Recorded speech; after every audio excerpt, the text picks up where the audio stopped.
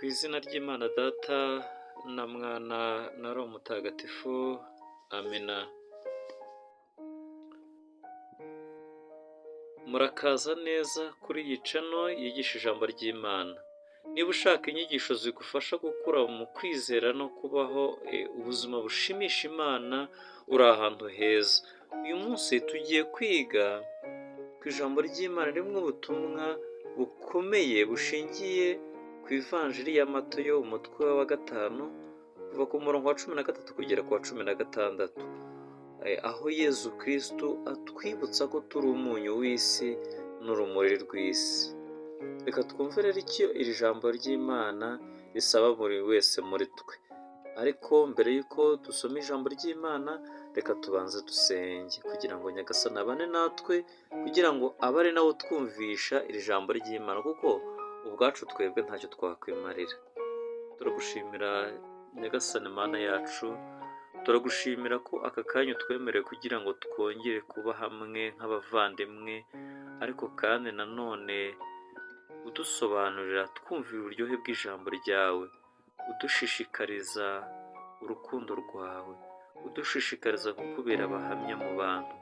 Turakwingiza rero kugira ngo ubane natwe, abe ari wowe ubana nanjye muri kano kanya, njyewe ugiye kugira icyo ngeza ku bandi, ntaba ari njye ahubwo izina ryawe rihabwa icyubahiro.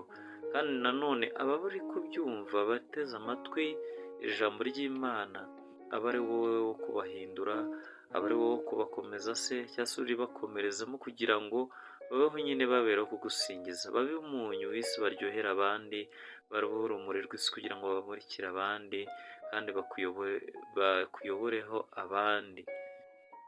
Tubigusabye rero ku bwa Yezu Kristo umwami wacu, amina. Ku izina ry'Imana Data na Mwana na Roho Mutagatifu, amina. Reka dusome ijambo ry'Imana.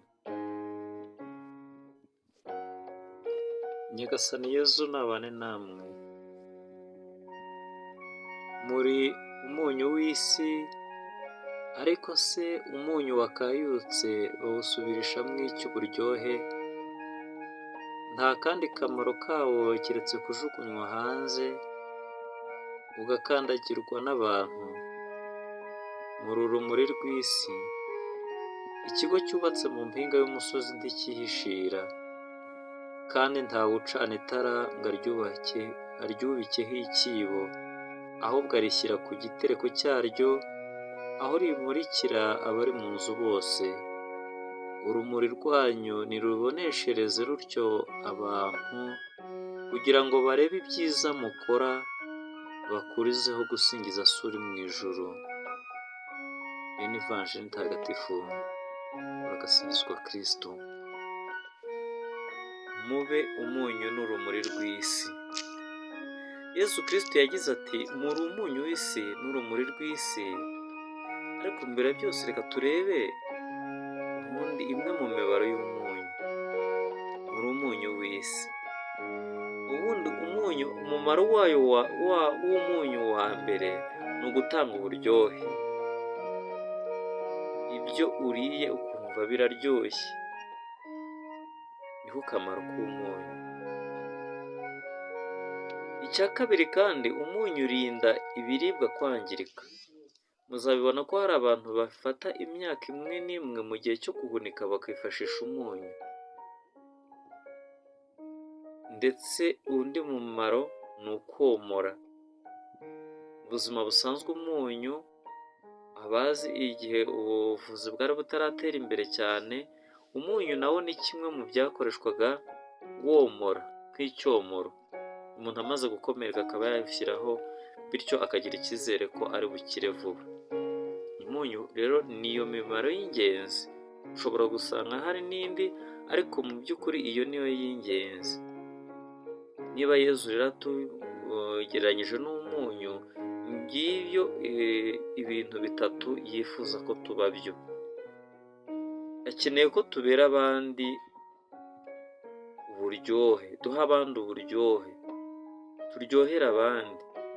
Abantu ntibatubone ngo aho turi tuhatera umunabi babihirwe, oya, bagire ibyishimo bumve baryohewe, tubaryohere.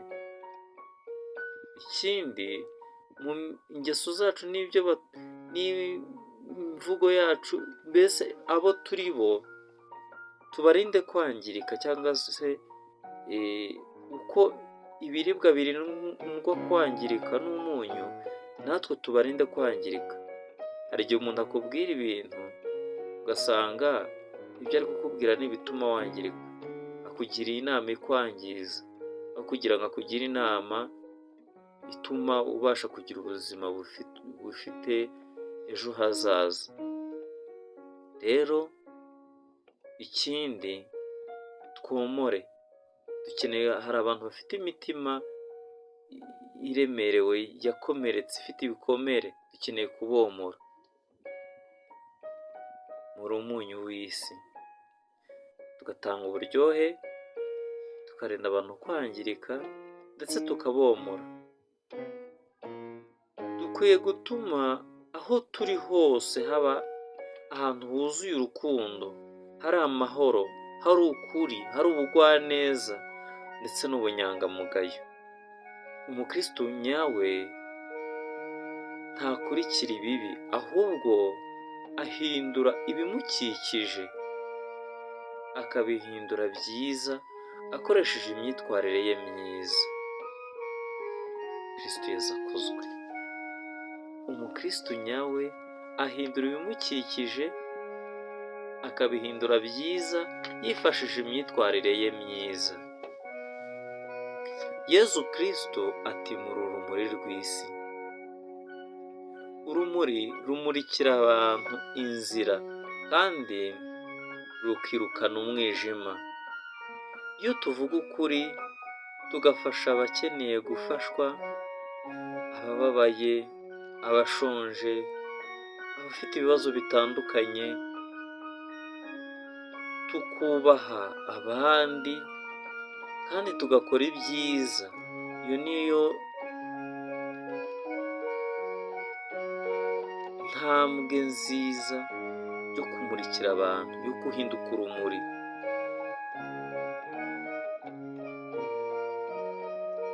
Ndetse burya niyo nta n'umuntu waza nkagushimire, ariko buriya tuba tumurika, ndetse tuba tumurikira abandi urumuri rwa Kristo. Isi ikeneye abantu b'intangarugero. Hari umuntu utari kuzigera ajya gusenga na rimwe mu buzima bwe, cyangwa ngo afate umwanya wo gusoma Bibiliya, ariko yakwitegereza agasoma ubuzima bwawe, agasoma imvugo yawe, akareba imyitwarire yawe, akareba ingendo yawe n'ibikorwa byawe, bikaba intandaro yo kugana Imana. Ni ukuvuga ko uko ugaragarira abantu ni impamvu yo gutuma abakwegereye begera cyangwa bakajya kure y'Imana. Ni ukuvuga ko wowe ubwawe uri impamvu ituma abantu begera Imana cyangwa se bakajya kure yayo. Uyu munsi hitabamo kuba umunyu w'isi, utange uburyohe ku bandi, womore imitima yakomeretse, kandi urinde abandi kugwa mu bangiriza ubuzima bwabo. Urumuri rumurikira isi, bityo abantu nibabona ibyo ukora bakurizeho gusingiza se uri mu ijuru. Ndabashimiye kuba mwakurikiye iyi nyigisho. Niba igufashije kanda subscribe no kunzogera kugira ngo tujye tubana umunsi ku munsi. Ukande like, nyine tumenye niba iyi video mwayikunze. Kandi kuyisangiza n'abandi, inshuti n'abavandimwe, ukoze aho kuri share, kugira ngo ubutumwa bwiza bugere kuri benshi. Niba ufite igitekerezo cyangwa inyunganizi, ikibazo cyangwa se icyifuzo, twandikira aho muri comment. Ariko kandi ushobora no kuba wiyemeje guhera aka kanya ukavuga ngo nanjye ngiye kuba umunyu w'isi ndetse n'urumuri rw'isi. Twandikira aho muri comment uti ngiye kuba umunyu w'isi n'urumuri rw'isi. Icyo gihe turaza gufatikanya dusenge, dusabe Imana kugira ngo ibidufashemo, kugira ngo tubashe kubera abandi urumuri ndetse n'umunyu w'isi.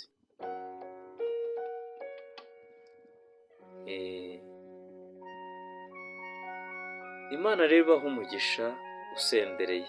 Tuzongere duhurire mu nyigisho z'ubutaha, inyigisho zubaka ubuzima bwacu binyuze mu ijambo ry'Imana. Genda umuvandimwe wanyu Hitayezu Sosthene, ndabakunda cyane, Imana ibahe umugisha kandi rwose mbikuye ku mutima, Imana ibahe umugisha. Mugire amahoro y'Imana.